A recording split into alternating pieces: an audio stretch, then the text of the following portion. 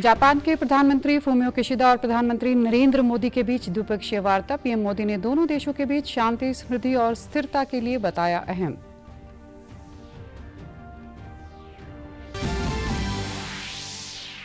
हरियाणा विधानसभा के बजट सत्र के दूसरे दिन की कार्रवाई जारी। सरकारी नौकरी के जवाब में सीएम ने कहा, एचपीएससी में सरकार का दखल नहीं।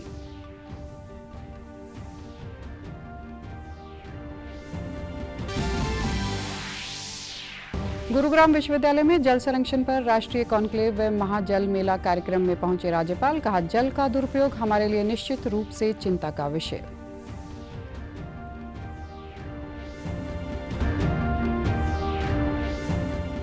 और हरियाणा सरकार के सहयोग से हैफेड पूरे हरियाणा में एसएसपी पर खरीदेगा सरसों की फसल। किसानों से फसल सुखाकर मंडी में लाने की अपील।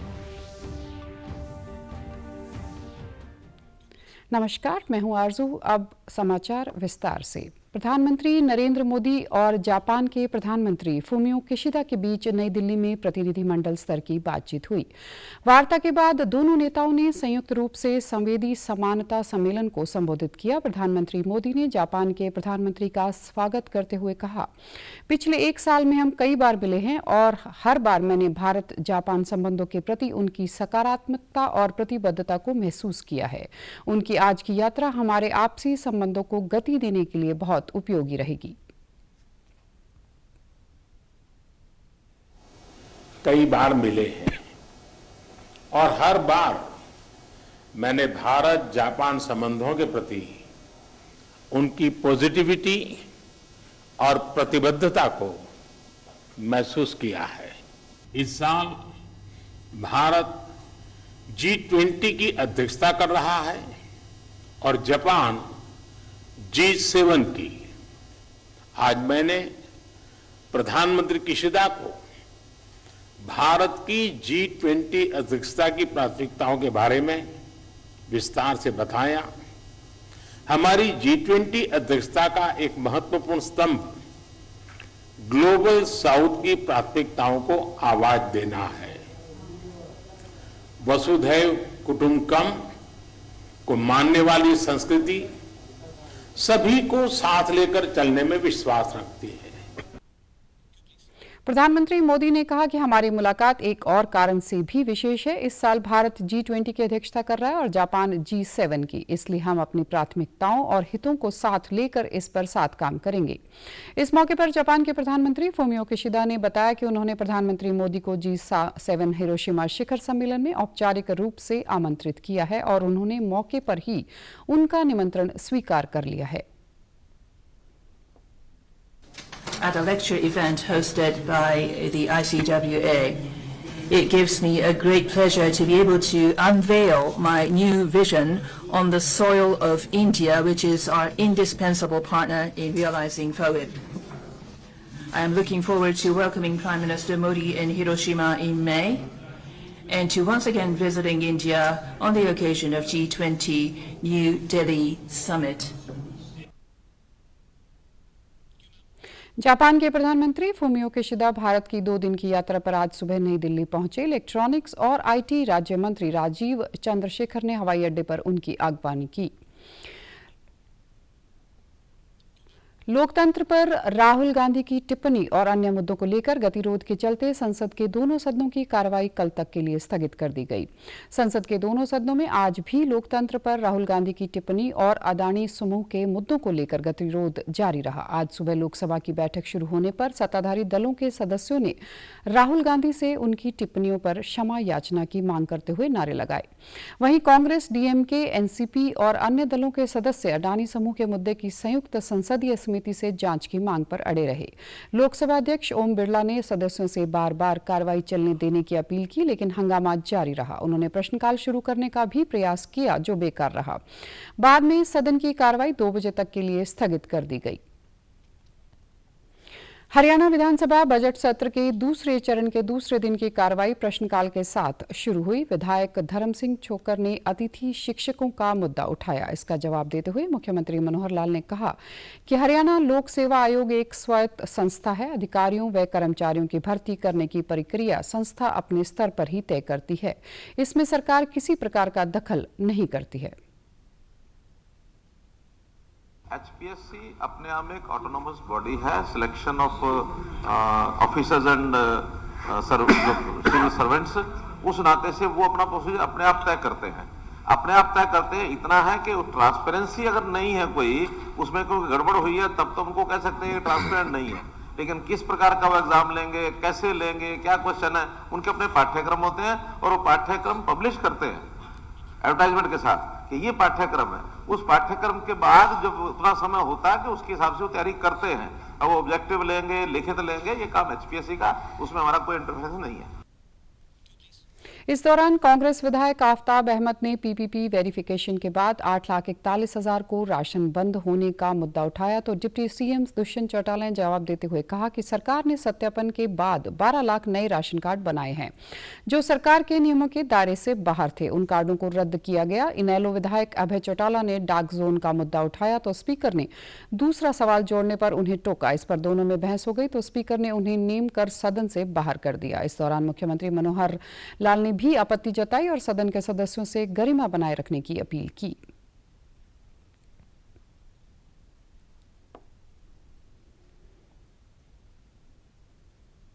बहस करे, ये कम से कम मैं मानता हूं पूरे सदन का ही एक प्रकार से उसकी अवमानना मानी जानी चाहिए।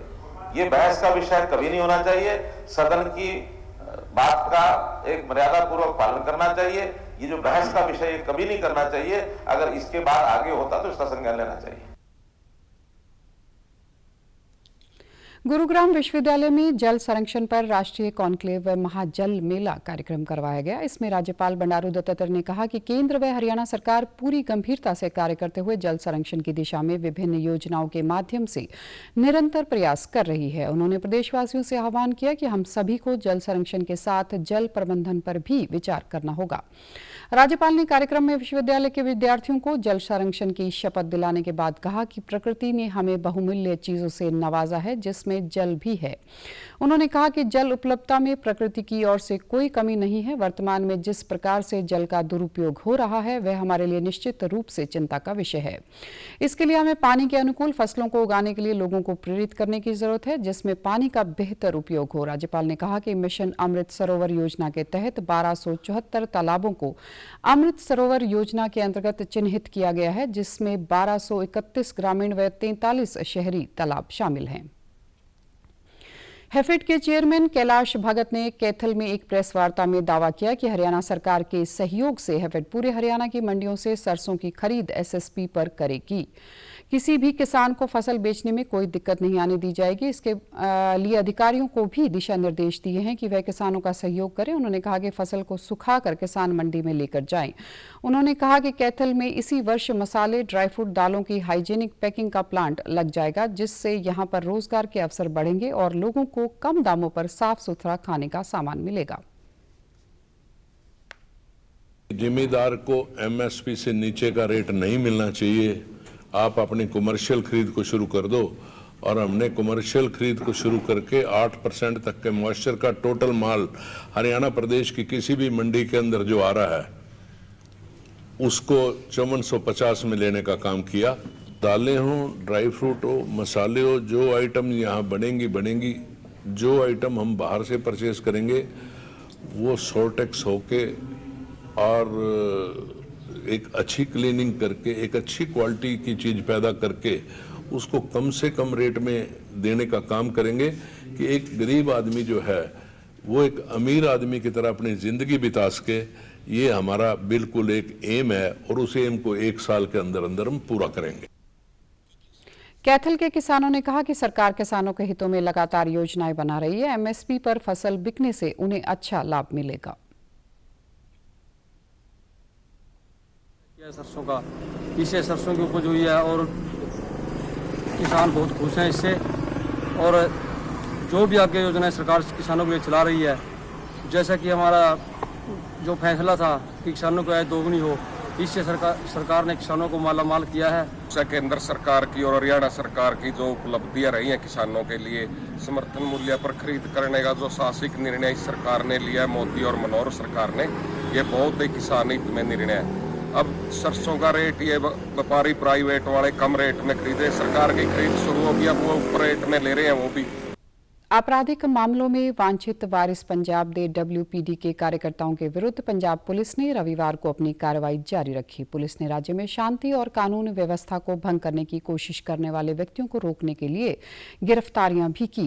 पंजाब पुलिस ने प्रवक्ता ने बताया कि अभी तक अमृतपाल सिंह भगौड़ा है और उसकी गिरफ्तारी के लिए यत्न किए जा रहे हैं। उन्होंने कहा कि SSP और पुलिस कमिश्नरों के निजी नेतृत्व में जिला पुलिस और अर्धसैनिक बलों की कंपनियों ने राज्य भर में लैग मार्च किए। प्रदेश में मोबाइल इंटरनेट सेवाएं कल दोपहर 12 बजे तक के लिए स्थगित कर दी गई हैं। राज्य में चल रहे ऑपरेशनों के दौरान रविवार को 34 और गिरफ्तारियां की गई। अब तक कुल 112 को गिरफ्तार किया जा चुका है। वहीं चंडीगढ़ में पंजाब पुलिस के मुख्यालय में IGP सुखचैन सिंह गिल ने प्रेस वार्ता कर बताया कि अमृतपाल सिंह अभी भी फरार है। कई तरह की अफवाहें फैलाई जा रही हैं, लेकिन पंजाब पुलिस साफ कह रही है कि गिरफ्तारी अभी बाकी है। पंजाब में शांति व्यवस्था बहाल है। ਉਹ ਜੇ ਫਰਾਰ ਉਹਨੂੰ ਫੜਨ ਵਾਸਤੇ ਐਫਰਟ ਪੁਲਿਸ ਵੱਲੋਂ ਕੀਤੇ ਜਾ ਰਹੇ ਆ। ਬਹੁਤ ਸਾਰੇ ਕਈ ਰਿਊਮਰਸ ਫੈਲਾ ਰਹੇ ਆ। ਮੈਂ ਤਦੇ ਸਾਰਿਆਂ ਨੂੰ ਦੁਬਾਰਾ ਬੇਨਤੀ ਕਰੂੰਗਾ ਕਿ ਕਿਸੇ ਵੀ ਤਰ੍ਹਾਂ ਦੀ ਕੋਈ ਖਬਰ ਦੇਣ ਤੋਂ ਪਹਿਲਾਂ ਉਹਦੇ ਪ੍ਰੋਪਰ ਫੈਕਟਸ ਚੈੱਕ ਕਰ ਲਏ ਜਾਣ। ਸੋ ਪੰਜਾਬ ਪੁਲਿਸ ਬਹੁਤ ਸਪਸ਼ਟ ਹੈ ਕਿ ਅਜੇ ਅਰੈਸਟ ਨਹੀਂ ਹੋਇਆ ਔਰ ਅਰੈਸਟ ਕਰਨ ਦੇ ਜਿਹੜੇ ਯਤਨ ਆ ਭਰਪੂਰ ਪੂਰੀ ਸਟੇਟ ਦੇ ਵਿੱਚ ਤੇ ਬਾਕੀ ਜਗ੍ਹਾ ਦੇ ਉੱਤੇ ਸਾਡੇ ਜਾਰੀ ਹੈ। ਇਹਦੇ ਵਿੱਚ ਹੁਣ ਤੱਕ 114 ਜਿਹੜੇ ਐਲੀਮੈਂਟਸ ਆ ਜਿਨ੍ਹਾਂ ਨੇ ਪੀਸ ਤੇ ਹਾਰਮਨੀ ਡਿਸਟਰਬ ਕਰਨ ਦੀ ਕੋਸ਼ਿਸ਼ ਕੀਤੀ ਉਹਨਾਂ ਨੂੰ ਰਾਉਂਡ ਅਪ ਕੀਤਾ ਗਿਆ ਹੈ, ਉਹਨਾਂ ਨੂੰ ਅਰੈਸਟ ਕੀਤਾ ਗਿਆ, ਜਿਹਦੇ ਵਿੱਚ 78 ਬੰਦੇ ਡੇ 1 ਤੇ ਕੀਤੇ ਗਏ ਸੀ, 34 ਡੇ 2 ਤੇ 2 ਜਿਹੜੇ ਨੇ ਉਹ ਕੱਲ ਰਾਤ ਹੋਰ ਜਿਹੜੇ ਗ੍ਰਿਫਤਾਰ ਕੀਤੇ ਗਏ। नेहरू युवा केंद्र चंडीगढ़ की ओर से आज युवा उत्सव भारत 2047 कार्यक्रम का आयोजन करवाया गया। सेक्टर 42 के पोस्ट ग्रेजुएट गवर्नमेंट कॉलेज में आयोजित इस कार्यक्रम में कई प्रतियोगिताएं करवाई गई। इस दौरान जिला युवा अधिकारी संजना वत्स ने बताया कि युवा उत्सव भारत 2047 में विषय आधारित भाषण प्रतियोगिता, पेंटिंग, फोटोग्राफी, पोइट्री, सांस्कृतिक कार्यक्रम प्रतियोगिताएं करवाई गई। उन्होंने बताया कि आजादी के अमृतकाल में सरकार द्वारा विकसित भारत का निर्माण, गुलामी की हर सोच से मुक्ति, विस्तार पर गर्व, एकता व एकजुटता और नागरिक कर्तव्य के 5 प्रण लिए हैं। युवाओं को इन 5 प्रणों से जोड़ने का इस कार्यक्रम का मुख्य उद्देश्य है।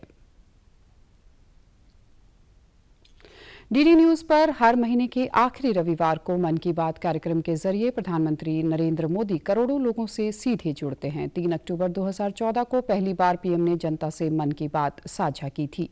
अप्रैल में 100वीं कड़ी के साथ ही ये सिलसिला जारी रहेगा। हम आपको दिखा रहे हैं कुछ चुनिंदा अंश। 20 सितंबर 2015 को मन की बात कार्यक्रम में प्रधानमंत्री ने लोकतंत्र में नागरिक के महत्व को परिभाषित करते हुए कहा कि लोकतंत्र में जनशक्ति का अपार महत्व है। लोकतंत्र में जनशक्ति का अपार महत्व है। मेरे जीवन में एक मूलभूत सोच रही है और उसके कारण जनशक्ति पर मेरा अपार विश्वास रहा है। लेकिन मन की बात ने जो समझाया, जो जाना, जो अनुभव किया, उससे मैं कह सकता हूं कि हम सोचते हैं उससे भी ज्यादा जनशक्ति अपरंपार होती है।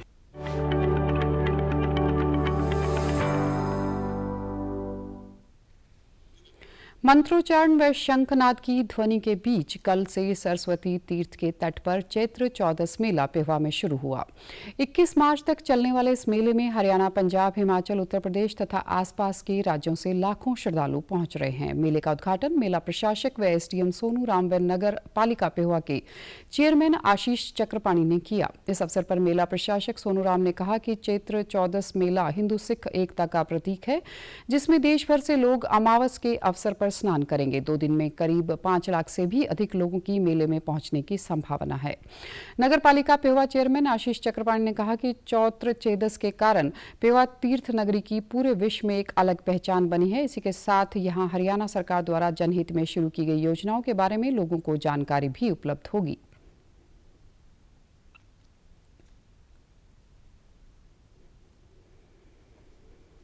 श्रद्धालु आ रहे हैं और लोगों तक हम हरियाणा सरकार की चलाई हुई जन कल्याणकारी नीतियों को पहुंचाना चाहते हैं। उसके अंतर्गत यहाँ पर एक प्रदर्शनी लगाई गई है हमारे पब्लिक रिलेशन डिपार्टमेंट के द्वारा, जिसमें हर स्कीम के बारे में ब्रीफ में डिटेल्स बताई गई हैं।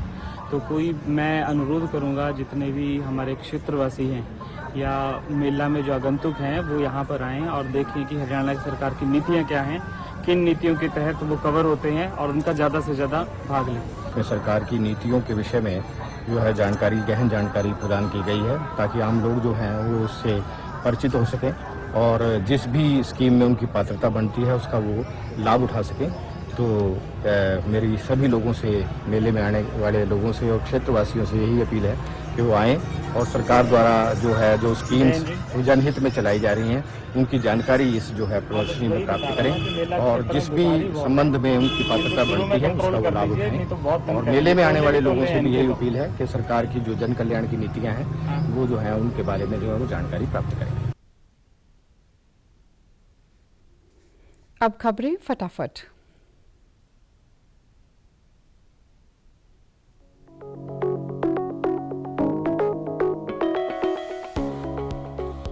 देश में पिछले 24 घंटे के दौरान कोविड के 918 नए मामले आए सामने। इस समय देश में संक्रमितों की संख्या हुई 6,350 पार।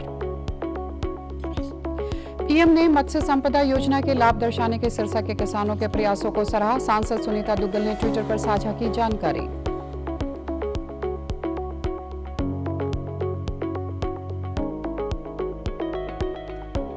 बारिश और ओलावृष्टि में सरसों और गेहूं की फसलों को हुआ नुकसान। मौसम विभाग के अनुसार कल भी हो सकती है बारिश। आईबीए विश्व महिला मुक्केबाजी प्रतियोगिता 2023 में आज हरियाणा की साक्षी मलिक का मुकाबला कजाकिस्तान की उराक बाइवा हाजिरा से होगा।